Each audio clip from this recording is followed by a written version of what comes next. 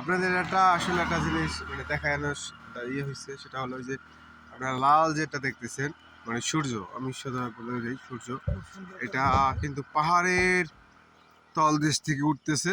হ্যাঁ, আমরা একটু কাছে আনি হ্যাঁ কাছে আনার ঝামেলা আছে। এটা কিন্তু পাহাড়, এই যে পাহাড়ের নিচ থেকে উঠতেছে। আবার জায়গা মতো নিয়ে নেই। এটা হলো পাহাড়ের নিচ থেকে সূর্য উপর দিকে উঠতেছে। সুন্দর একটা ভিউ আছে, ব্রিজের নিচে দেখেন ধান খাত। হ্যাঁ, চারপাশে পাহাড় পাহাড় পাহাড়, সমুদ্র। হ্যাঁ, এক সময় বলে এখানে সমস্তটা পানি থাকে। পাহাড়ের ঢাল যেখানে যেখানে আছে এখানে তোর আমি এমন কোন চলে কেডা ভুবন কি বানাইছি রে। যাই হোক, আমরা কিন্তু কালকে রাতে এই নদীতে মাছ ধরছি 4 জন মিলে।